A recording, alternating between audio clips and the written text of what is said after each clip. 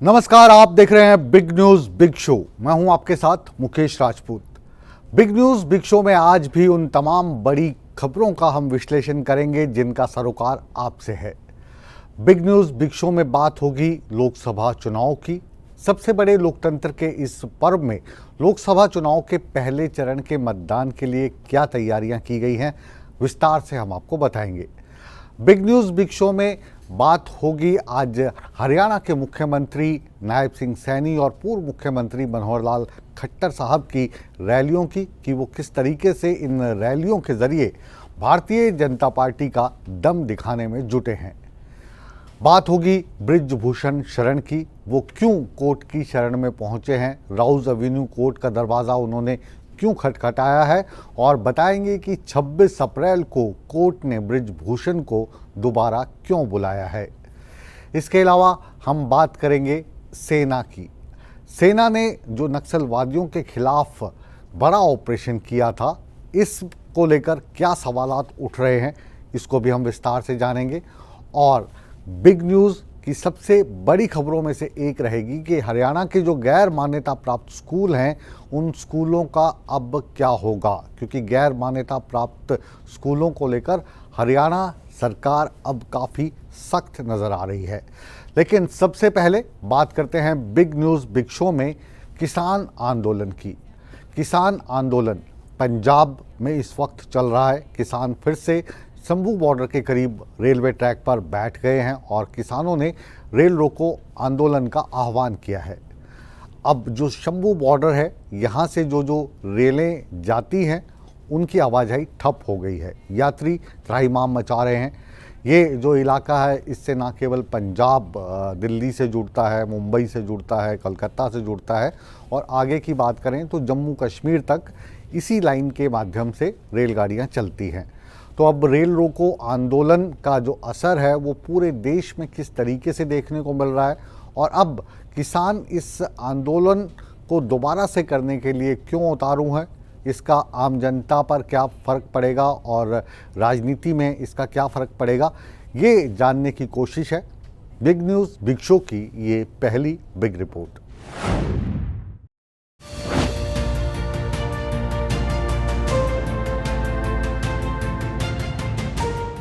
पंजाब में किसानों का रेल रोको आंदोलन जारी है। किसान पंजाब में शंभू रेलवे स्टेशन पर बैठे हैं, जिससे अमृतसर दिल्ली और दिल्ली अमृतसर रेल मार्ग बंद है। इन तस्वीरों में आप देख सकते हैं कि किसान आंदोलन के चलते अंबाला कैंट रेलवे स्टेशन पर यात्री परेशान हैं। यात्री स्टेशन पर ही 2 दिन से फंसे हैं और स्टेशन पर ही आराम करते दिख रहे हैं। यात्रियों को रेलवे स्टेशन पर ही अपने सामान के साथ सोते देखा जा सकता है। रेल यात्रियों का कहना है सरकार और किसानों की लड़ाई में वो पिस रहे हैं। उन्होंने सरकार से इस ओर ध्यान देने की गुजारिश की। सर कल 4 बजे से बैठे हुए हैं, ट्रेन आ नहीं रहा है। वहाँ से पूछताछ पे जाते हैं तो बोलते हैं कि ट्रेन का कोई सुविधा ही नहीं है। हम बोले आज शाम तक ट्रेन है कि नहीं है। हाँ, और बोलता है कि जो ट्रेन आएगी कि ना आएगी मेरा पता नहीं है। हाँ, इसके बाद हम क्या करें। अंबाला स्टेशन पे कहीं 2 दिन से गाड़ियां बंद पड़ी हैं, जिससे हमारे कामकाज को बहुत ज़्यादा फर्क पड़ रहा है। और यहाँ पे काफ़ी पब्लिक फंसी पड़ी है और कहीं सवारी मतलब जो छोटे बच्चे हैं उनको काफ़ी परेशानी हो रही है। इस चीज़ के बारे में मतलब मेरी यही गुजारिश है, इस समस्या का हल किया जाए जल्दी। वहीं रेल विभाग पंजाब सरकार की तरफ देख रहा है कि वे कब किसानों को ट्रैक से हटाएंगे। अंबाला रेल मंडल से 13 ट्रेनें रद्द कर दी गई हैं। 6 ट्रेनें बीच रास्ते में रद्द करनी पड़ी है। रेलवे के 85 ट्रेनों के रूट बदल दिए हैं। रेलवे का कहना है आंदोलन लंबा चला तो जम्मू कश्मीर में तेल की सप्लाई में दिक्कत आएगी। देखिए, कल लगभग 12 बजे से किसान बैठे हैं, जिसमें अभी तक लगभग 13 ट्रेनें रद्द की जा चुकी हैं और इसके अलावा 6 गाड़ियां शॉर्ट टर्मिनेट और शॉर्ट ओरिजिनेट हुई हैं और लगभग 85 गाड़ियां जो हैं वो डाइवर्ट होकर अम्बाला, चंडीगढ़, सानेवाल होते हुए लुधियाना की तरफ जा रही है डाउन की गाड़ियां, बहुत सारी गाड़ियां ऐसी हैं जो धुरी, जाखल, हिसार होते हुए दिल्ली या अलग अलग डेस्टिनेशन पे जा रही हैं। कुल मिला के अभी लगभग 130 से अधिक ट्रेनें इससे प्रभावित हुई हैं। अब ये आंकड़ा मैं आपको सुबह 10 बजे तक का दे रहा हूँ। अभी फिर जैसी सिचुएशन रहती तो और भी ट्रेनें इसमें इफेक्ट होंगी। देखिए, जहाँ तक हमें जानकारी है, स्टेट गवर्नमेंट बातचीत कर रही है। कल भी एडीजी स्तर के अधिकारी वहाँ थे, आज भी कुछ अधिकारी वहाँ मौजूद हैं। काबिले गौर है कि किसान आंदोलन पार्ट 2 के दौरान कुछ किसान गिरफ्तार किए गए थे। इन्हीं की रिहाई की मांग को लेकर 17 अप्रैल से शंभू बॉर्डर पर किसानों का रेल रोको अनिश्चितकालीन आंदोलन चल रहा है, जिसके चलते यात्रियों को कई दिक्कतों से दो चार होना पड़ रहा है। यात्रियों को समझ नहीं आ रहा कि ऐसे में वो क्या करें, अपनी मंजिल की तरफ कैसे जाएं। सूर्या समाचार के लिए अंबाला से नरेश सैनी की रिपोर्ट।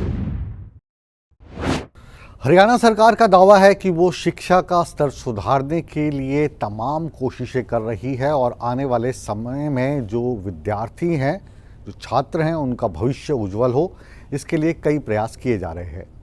इसी कड़ी में जो गैर मान्यता प्राप्त स्कूल हैं, उनको लेकर हरियाणा सरकार काफ़ी गंभीर है और इन तमाम गैर मान्यता प्राप्त स्कूलों को बिल्कुल बंद करने का ऐलान भी कर चुकी है। अब जो ये गैर मान्यता प्राप्त स्कूल हैं, इनके बंद करने का क्या असर पड़ेगा, जिन छोटे कस्बों में ये स्कूल चलते हैं वहाँ के विद्यार्थियों का क्या होगा, जो लिस्ट सरकार ने मांगी है उन लिस्टों के मुताबिक अगर ये स्कूल बंद हो गए तो विद्यार्थियों का भविष्य क्या होगा, ये जानने की कोशिश है बिग न्यूज़ बिग शो की हमारी ये विशेष रिपोर्ट।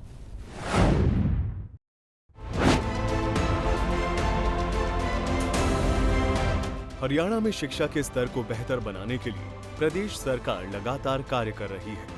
शिक्षा में सुधार के लिए सरकार ने प्रदेश में गैर मान्यता प्राप्त स्कूलों को बंद करने का ऐलान कर चुकी है।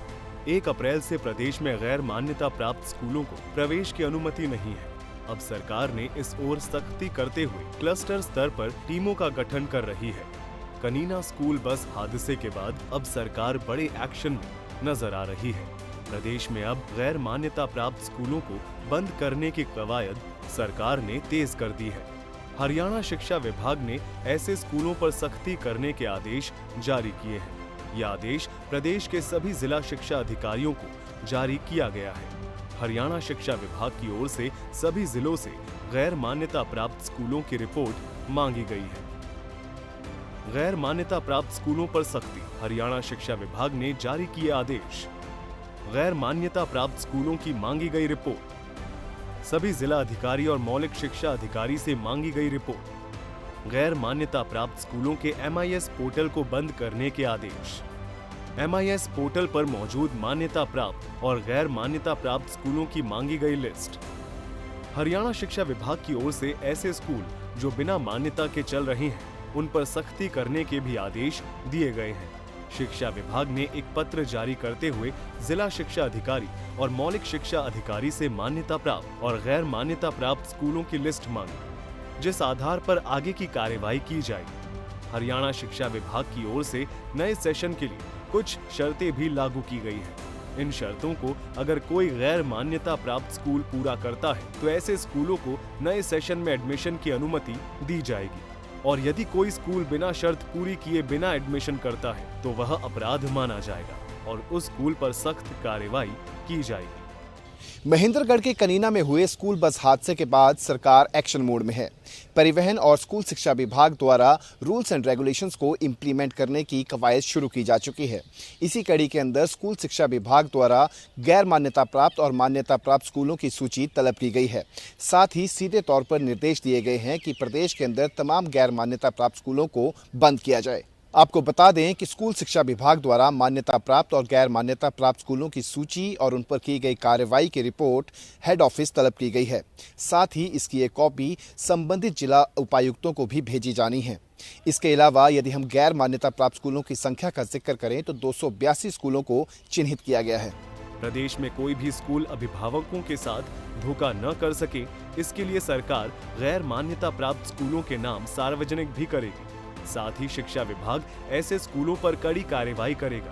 आपको बता दें कि हाल ही में कनीना में हुए स्कूल बस हादसे के बाद शिक्षा विभाग ने सख्ती करते हुए ये आदेश जारी किए हैं। कनीना में हुए स्कूल बस हादसे में 6 मासूमों की मौत हो गई थी और करीब 20 बच्चे घायल हुए थे। चंडीगढ़ से रवि चंदेल की रिपोर्ट।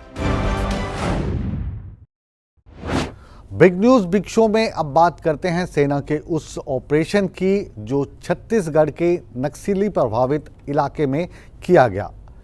कांकेर में हुआ ये सेना का ऑपरेशन अब राजनीतिक गलियारों में चर्चा का विषय बना हुआ है।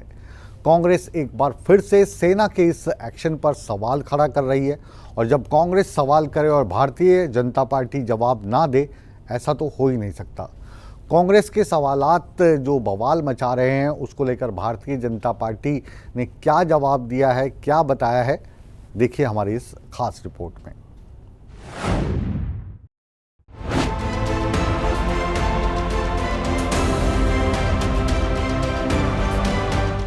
छत्तीसगढ़ में पहले चरण की वोटिंग से ठीक पहले एक बड़ा नक्सली ऑपरेशन किया गया, जिसमें कांकेर के दक्षिण और नारायणपुर के उत्तर इलाके में बीएसएफ के जवानों ने नक्सलियों के गढ़ पर धावा बोला। पलक झपकते ही बीएसएफ जवानों ने एक के बाद एक नक्सलियों के टॉप लीडर्स को उन्हीं के ठिकाने पर लिटा दिया। बीएसएफ की इस कार्रवाई में 29 नक्सलियों के मारे जाने की सूचना है, लेकिन अब इस नक्सली हमले को लेकर सियासत शुरू हो गई है। ऐसा दावा किया जा रहा है कि कांग्रेस नेता और छत्तीसगढ़ के पूर्व सीएम ने नक्सलियों के खिलाफ की गई कार्रवाई को फर्जी बताया है। चलिए आपको भूपेश बघेल का वो बयान सुनवाते हैं जिसको लेकर विवाद बढ़ चुका है। उनके शासनकाल में यदि नक्सली घटना हुई और उन्होंने नक्सलियों को पकड़ा या दबोचा, उससे भरमार बंदूक ही ये लोग जब्ती बनाते थे। हमारे शासनकाल में एक भी भरमार बंदूक की जब्ती नहीं थी। या तो 308 हुई, 307 हुई, 147 हुई, बड़े हथियार ही जब्त किए और बड़े नक्सली या तो सरेंडर किए या मारे गए। तो हम लोगों ने फर्जी इनकाउंटर नहीं किया। हमारे शासनकाल में कोई फर्जी इनकाउंटर नहीं, बल्कि भारतीय जनता पार्टी शासनकाल में फर्जी इनकाउंटर होता रहा, गिरफ्तारियां हुई है। और फिर से 4 महीने में वो फर्जी इनकाउंटर भी हुई है और फर्जी गिरफ्तारियां भी नक्सली बताकर आत्महत्याओं को बंद करने की लगातार जानकारी आ रही है। और यहाँ भी पुलिस के द्वारा आदिवासियों को डराया धमकाया जाने लगा है कि तुमको बड़ा देश में हम उनको गिरफ्तार कर लेंगे। इस प्रकार की धमकियां नौलखा जिले में भी सुनने में मिला है। तो आज बहुत सारे लोगों को इस प्रकार से खासकर आदिवासी वर्ग लोगों को डराया धमकाया जा रहा है। जब बस्तर हो, कांकेर हो, चाहे अन्य जिलों में इस प्रकार की घटनाओं की अब वृद्धि होती है। वहीं कांग्रेस नेता सुप्रिया श्रीनेत ने तो छत्तीसगढ़ में मारे गए 29 नक्सलियों को शहीद बता डाला। न सिर्फ शहीद बताया बल्कि उनके प्रति अपनी संवेदना भी जताई। सुनिए सर। इस पे कोई राजनीति नहीं करना चाहती हूँ। मुझे लगता है इसकी बिल्कुल गहन जांच होनी चाहिए और उन सब लोग जो शहीद हुए, हमारे सुरक्षाकर्मी भी कुछ घायल हुए, उन सबको हमारी संवेदनाएं हैं और इसमें कोई राजनीति का सवाल ही नहीं है। अब राज्य की सत्तारूढ़ बीजेपी ने कांग्रेस की राष्ट्रीय प्रवक्ता सुप्रिया श्रीनेत के खिलाफ गेट आउट सुप्रिया लिखकर पलटवार किया। जिन नक्सलियों ने छत्तीसगढ़ महतारी की धरती को निर्दोष छत्तीसगढ़ियों के खून से लाल किया है, ऐसे बर्बर नक्सलियों को शहीद बताकर छत्तीसगढ़ की जनता, पुलिस बल और लोकतंत्र का मजाक बनाने वाली कांग्रेस की राष्ट्रीय प्रवक्ता सुप्रिया श्रीनेत, आपका आगमन इस पावन धरती को स्वीकार्य नहीं है। छत्तीसगढ़ के उप मुख्यमंत्री अरुण साव ने भी सुप्रिया के बयान पर पलटवार किया और कहा कि नक्सलियों को शहीद मानने वाली कांग्रेस ने 5 साल बस्तर में इसी मानसिकता से काम किया है। मुठभेड़ में मारे गए नक्सलियों को शहीद कहकर कांग्रेस पार्टी ने लोकतंत्र पर प्रहार किया है। ये देश के सुरक्षा बलों पर प्रहार किया है, देश के सुरक्षा बलों के बहादुरी पर प्रहार है, ये छत्तीसगढ़ और बस्तर की जनता पर प्रहार है। ये बहुत ही शर्मनाक बयान है। अब सवाल यही है कि क्या इस संवेदनशील मसले पर भी ये सबूत वाली सियासत जायज है? ये चुनावी वक्त है, छोटी से छोटी बात का बड़ा मुद्दा बनता है। इस दौर में ना दावे न ही आरोप नए, लेकिन कुछ तो ऐसे विषय हैं जिन्हें सियासत से दूर रखना चाहिए। नक्सलवाद, पुलिस एक्शन, प्रदेश सुरक्षा, क्या इन्हें सियासत से दूर नहीं रखा जा सकता? सूर्या समाचार के लिए ब्यूरो रिपोर्ट।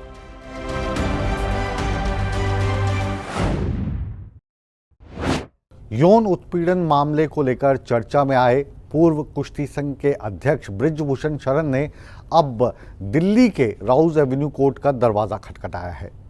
बृजभूषण ने कोर्ट का दरवाजा क्यों खटखटाया, क्यों वहां पे अर्जी लगाई और कोर्ट ने इस अर्जी पर अपना फैसला सुरक्षित क्यों रख लिया है, और आपको ये भी बताएंगे कि कोर्ट ने उनको अब कौन सी तारीख है आने के लिए कहा है, और बृजभूषण सिंह को ये जो उन्होंने अर्जी लगाई है, दरवाज़ा खटखटाया है, इससे उनको राहत मिलने वाली है या फिर आफत, इस रिपोर्ट के जरिए जानते हैं।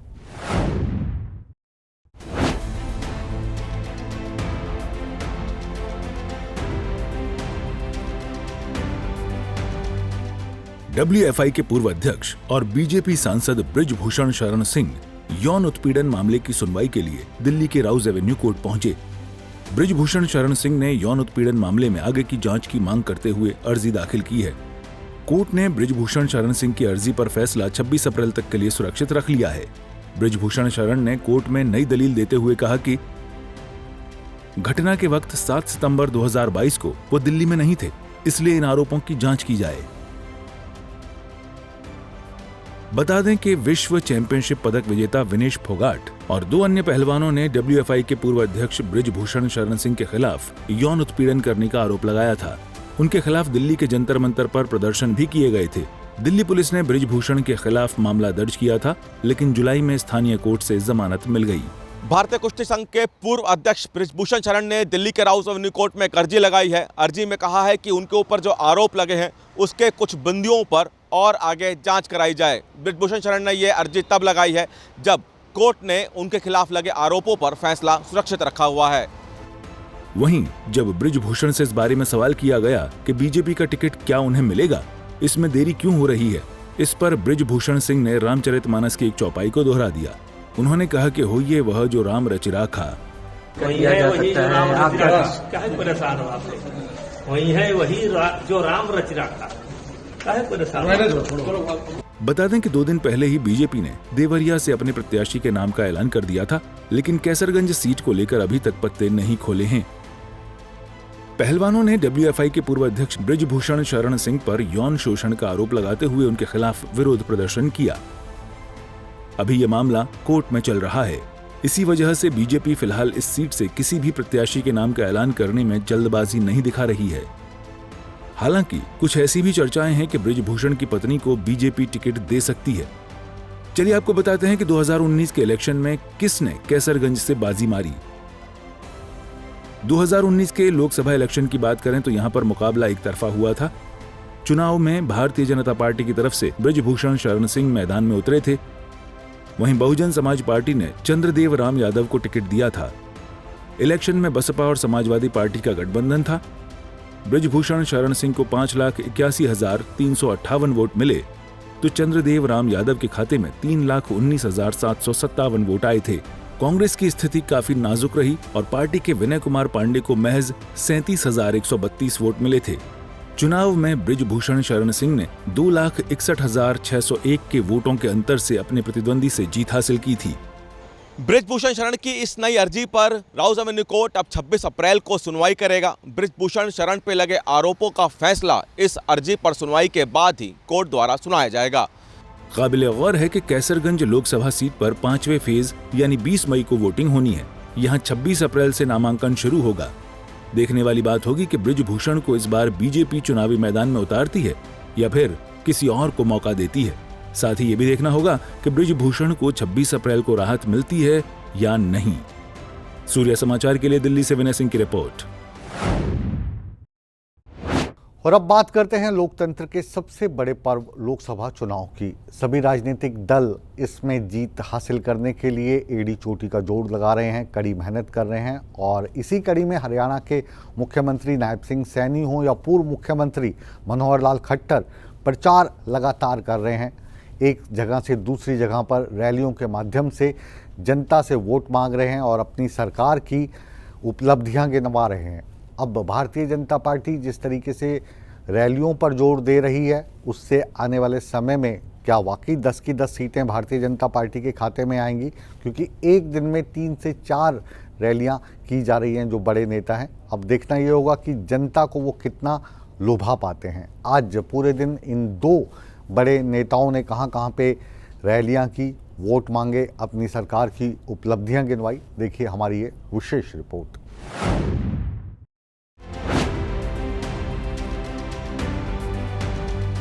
हरियाणा की 10 लोकसभा सीटों को जीतने के लिए सभी राजनीतिक दलों का जोर जारी है। प्रदेश में रैलियों की गूंज से जीत की हुंकार भरी जा रही है। मुख्यमंत्री नायब सिंह सैनी ने प्रदेश में चुनाव की कमान संभाली है, तो वहीं पूर्व मुख्यमंत्री मनोहर लाल भी चुनावी हुंकार भर रहे हैं। लगातार बीजेपी रैलियों का आयोजन कर रही है। रैलियों के मंच से 400 पार नारे के साथ प्रधानमंत्री नरेंद्र मोदी की हैट्रिक का दावा किया जा रहा है। इसी कड़ी में फरीदाबाद के पृथला में बीजेपी की ओर से विजय संकल्प रैली का आयोजन किया गया। इस रैली में मुख्यमंत्री नायब सिंह सैनी ने रैली को संबोधित किया। पृथला में हुई रैली में बीजेपी का कुनबा भी बढ़ा। पूर्व विधायक चंद्र भाटिया के बेटे रोहित भाटिया ने मंच पर बीजेपी का दामन थामा। रैली को संबोधित करते हुए मुख्यमंत्री नायब सिंह सैनी ने बीजेपी को किसान हितैषी पार्टी बताया। भाइयों, जिस व्यक्ति ने पिछले 10 वर्षों में लगातार देश के किसान के लिए, देश की महिलाओं को सशक्तिकरण के लिए, देश के युवाओं को मजबूती के लिए और भाइयों गरीब के चेहरे पर मुस्कान आए, इसके लिए दिन रात करके इस देश को आगे बढ़ाने का काम किया है। देश में हरियाणा का ऐसा कोई कोना नहीं है जहां विकास नहीं हुआ हो। आज मैं देखता हूं इन 10 वर्षों में एक भी जिला ऐसा नहीं है जिस जिला के अंदर इन 10 वर्षों में 4 लाइनिंग रोड, भाइयों, लोगों के रास्तों को सुगम करने का काम ये नरेंद्र मोदी की और डबल इंजन की सरकार ने किया है। फरीदाबाद पहुंचे मुख्यमंत्री नायब सिंह सैनी ने कांग्रेस पर भी जमकर निशाना साधा।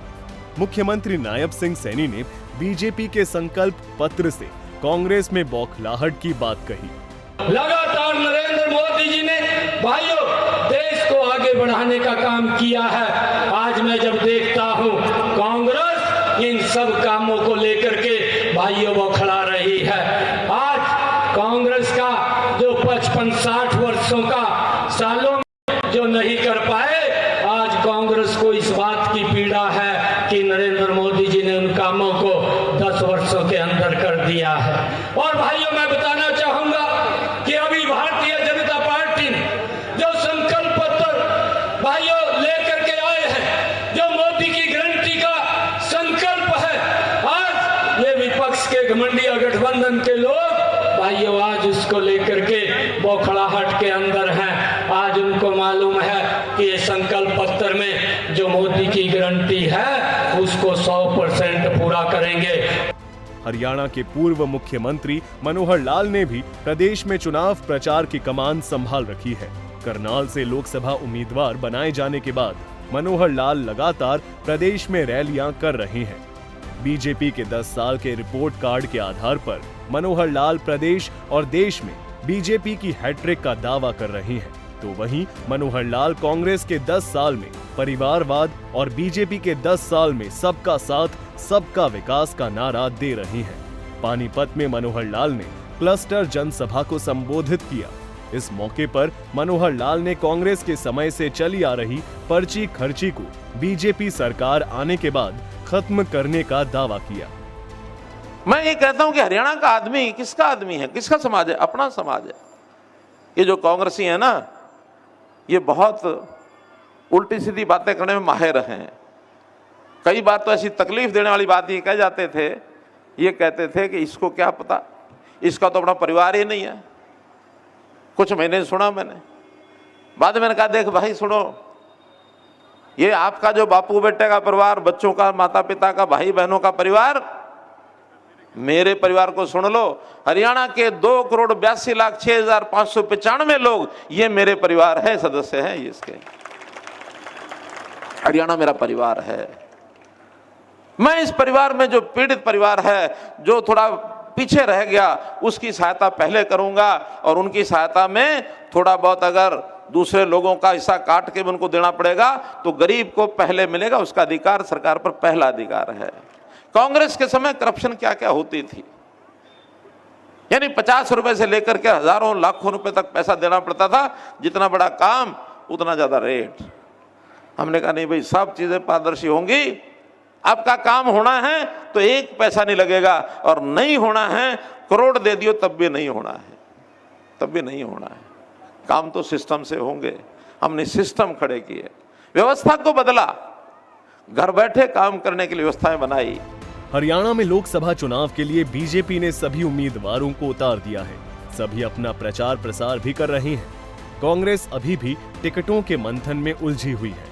कई दौर की बैठकों के बाद भी कांग्रेस को उम्मीदवार नहीं मिल रहे हैं। बारे में चर्चा हुई, एक सहमति बन चुकी है और रात को एआईसीसी अध्यक्ष के साथ मीटिंग होगी। उम्मीद है कि आज फाइनल हो जाएगा। वो अब ठीक हो गए हैं, फाइनल हो चुके हैं। उसमें कुछ मैं आगे और नहीं बता सकता हूँ आप लोगों को, जो है I can not discuss some of the matters की। 2 बार बता चुका हूँ, उम्मीद है आज रात तक आ जाए।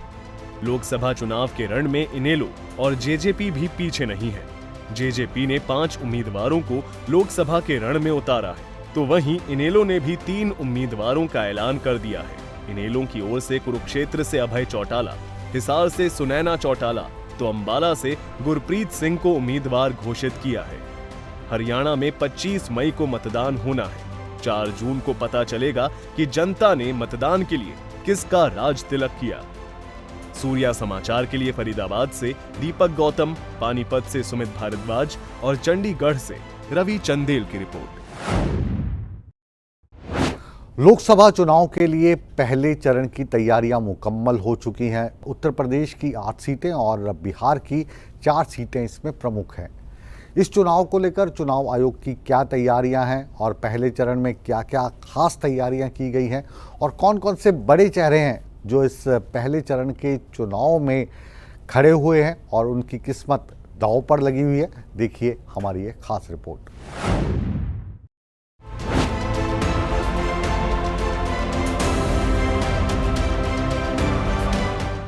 लोकसभा चुनाव के पहले चरण के मतदान की तैयारियां मुकम्मल हो चुकी हैं। इस चरण में 21 राज्यों और केंद्र शासित प्रदेशों की 102 लोकसभा सीटों के लिए शुक्रवार को वोटिंग होगी। चलिए आपको बताते हैं कि किन राज्यों की कौन सी सीटों पर पहले फेज के तहत चुनाव होने हैं।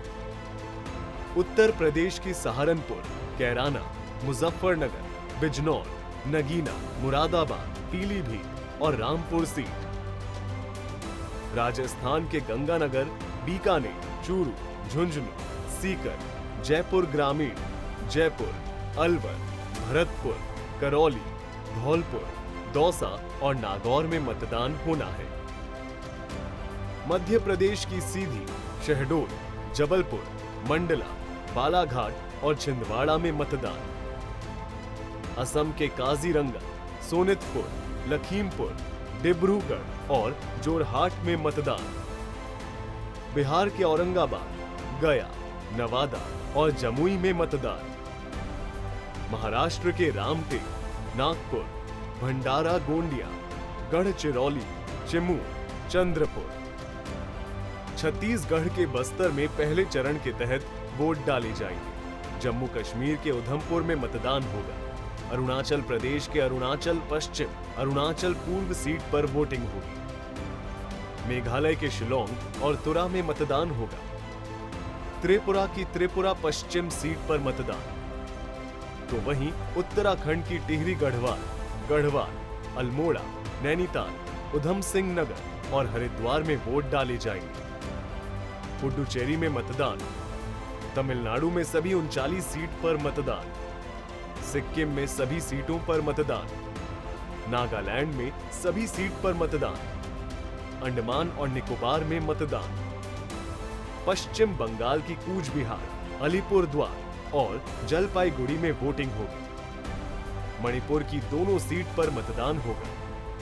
वहीं लक्षद्वीप में भी पहले चरण के तहत वोट डाले जाएंगे। बात उत्तर प्रदेश की जाए, 9 जिलों की 8 लोकसभा क्षेत्रों में 7,689 मतदान केंद्रों के 14,849 मतदेय स्थलों पर होगा मतदान। पीलीभीत के अंतर्राष्ट्रीय सीमा प्रभावित क्षेत्र में 11 बैरियर लगाकर चेकिंग। सहारनपुर, शामली, मुरादाबाद, बिजनौर, रामपुर, मुजफ्फरनगर, पीलीभीत के अंतर्राज्यीय सीमा पर 88 बैरियर लगाकर चेकिंग। प्रदेश के सभी जिलों में 2,366 बैरियर लगाए गए। अंतर्राष्ट्रीय और अंतर्राज्यीय सीमा पर लगे बैरियर पर अतिरिक्त सीसीटीवी कैमरे लगाए गए। 6,018 निरीक्षक, उप निरीक्षक और 35,750 मुख्य आरक्षी, 24,992 होमगार्ड्स, 60 कंपनी पीएसी बल और 220 कंपनी सीएपीएफ बल की गई तैनात। अतिरिक्त फोर्स मल्टीप्लायर के रूप में 6,764 ग्राम चौकीदार और 155 पीआरडी जवान भी लगाए गए। पहले चरण के चुनाव में 348 flying squad team, 459 static surveillance team और 55 क्यूआरटी टीम बनाई गई। प्रदेश में कुल 1,824 flying squad team, 1,470 static surveillance team और 459 क्यूआरटी टीम का गठन किया गया। सोशल मीडिया पर विशेष नजर रखी जा रही है। प्रथम चरण में हमने कुल 111 मॉडल पोलिंग स्टेशन आदर्श मतदेय स्थल बनाए हैं। 45 समस्त महिला प्रबंधित मतदेय स्थल है जिसमें सारे कर्मचारी महिला कर्मचारी होंगी। 36 युवा कर्मी मतदेय स्थल और 32 समस्त दिव्यांग कर्मी मतदेय स्थल बनाए गए हैं। मतदेय स्थलों पर जो भी मतदाता शाम 6 बजे तक उपस्थित होंगे उनको मताधिकार का प्रयोग उनके द्वारा किया जा सकेगा। उनको पर्चियाँ वितरित की जाएंगी। भारत निर्वाचन आयोग द्वारा वोटर इन्फॉर्मेशन स्लिप्स सभी निर्वाचकों को वितरित करा दी गई है और प्रथम चरण में 1,42,96,852 99.27% वोटर स्लिप वितरित हो गई। मतदाताओं की सुविधा के लिए प्रत्येक घर में एक वोटर गाइड का वितरण किया गया है। प्रथम चरण के जनपदों में 28,44,953 वोटर गाइड्स हमने वितरित की हैं।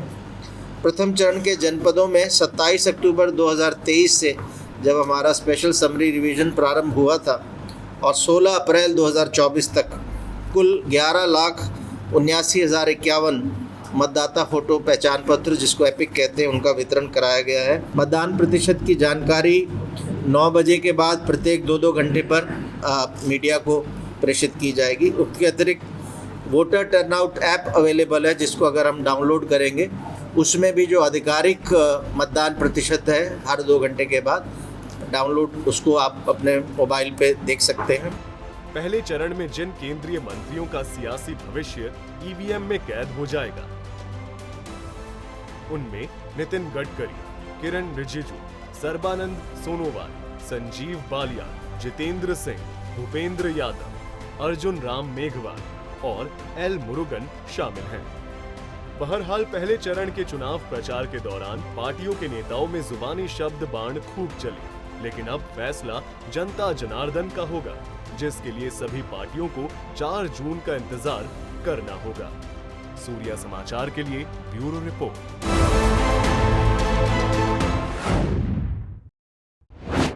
अब बिग न्यूज़ बिग शो को यहीं पर विराम देने का समय आ गया है, लेकिन आप कहीं मत जाइए, बने रहिए हमारे साथ क्योंकि सूर्य समाचार पर खबरों का सिलसिला हमेशा की तरह लगातार जारी है। बने रहे हमारे साथ।